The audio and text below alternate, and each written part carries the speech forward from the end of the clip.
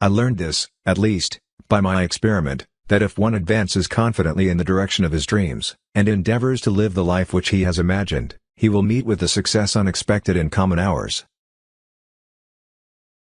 Rather than love, than money, than fame, give me truth. I went to the woods because I wished to live deliberately, to front only the essential facts of life, and see if I could not learn what it had to teach, and not, when I came to die, discover that I had not lived. I did not wish to live what was not life, living is so dear, nor did I wish to practice resignation, unless it was quite necessary. I wanted to live deep and suck out all the marrow of life, to live so sturdily and Spartan-like as to put to rout all that was not life, to cut a broad swath and shave close, to drive life into a corner, and reduce it to its lowest terms. How vain it is to sit down to write when you have not stood up to live.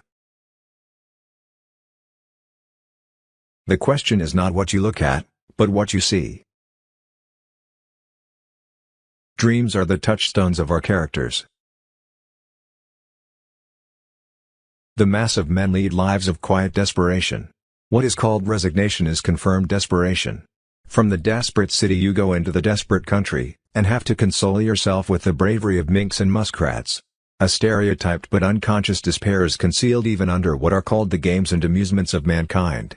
There is no play in them, for this comes after work. But it is a characteristic of wisdom not to do desperate things.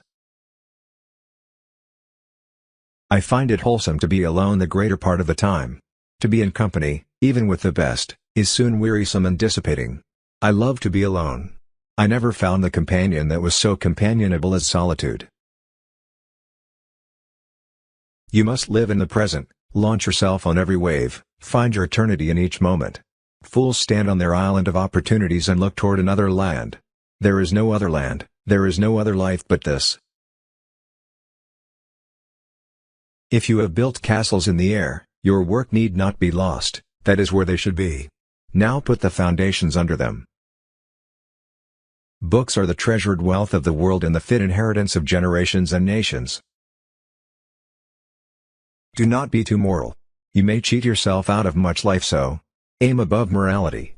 Be not simply good, be good for something. The animal merely makes a bed, which he warms with his body in a sheltered place, but man, having discovered fire, boxes up some air in a spacious apartment, and warms that, instead of robbing himself, makes that his bed, in which he can move about divested of more cumbrous clothing, maintain a kind of summer in the midst of winter, and by means of windows even admit the light and with a lamp lengthen out the day. All good things are wild and free. If a man does not keep pace with his companions, perhaps it is because he hears a different drummer. Let him step to the music he hears, however measured or far away. I went to the woods because I wished to live deliberately. Our life is frittered away by detail. Simplify, simplify. We need the tonic of wildness. At the same time that we are earnest to explore and learn all things, we require that all things be mysterious and unexplorable, that land and sea be indefinitely wild, unsurveyed and unfathomed by us because unfathomable. We can never have enough of nature. Live in each season as it passes, breathe the air, drink the drink, taste the fruit, and resign yourself to the influence of the earth. Read the best books first, or you may not have a chance to read them at all.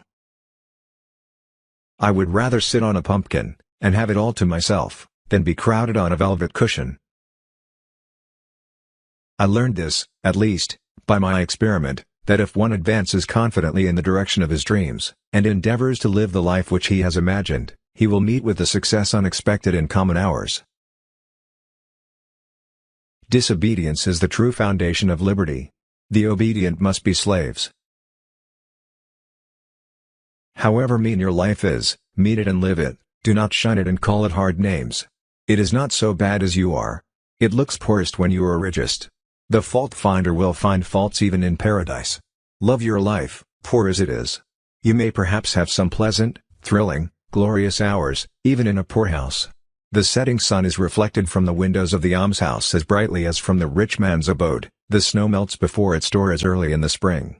I do not see, but a quiet mind may live as contentedly there, and have as cheering thoughts, as in a palace. The greatest compliment that was ever paid me was when one asked me what I thought, and attended to my answer. As if you could kill time without injuring eternity. Nothing makes the earth seem so spacious as to have friends at a distance. They make the latitudes and longitudes. I was not born to be forced. I will breathe after my own fashion. Let us see who is the strongest. Things do not change, we change. There is no remedy for love but to love more. There is no remedy for love but to love more. The cost of a thing is the amount of what I will call life which is required to be exchanged for it, immediately or in the long run. Not till we are lost, in other words not till we have lost the world, do we begin to find ourselves, and realize where we are in the infinite extent of our relations. Heaven is under our feet as well as over our heads. If we will be quiet and ready enough, we shall find compensation in every disappointment. Any fool can make a rule and any fool will mind it. We must learn to reawaken and keep ourselves awake, not by mechanical aids, but by an infinite expectation of the dawn, which does not forsake us even in our soundest sleep. I know of no more encouraging fact than the unquestionable ability of man to elevate his life by a conscious endeavor. It is something to be able to paint a particular picture, or to carve a statue, and so to make a few objects beautiful, but it is far more glorious to carve and paint the very atmosphere and medium through which we look, which morally we can do. To affect the quality of the day, that is the highest of arts. A man is rich in proportion to the number of things which he can afford to let alone. Thanks for watching. Please subscribe my channel.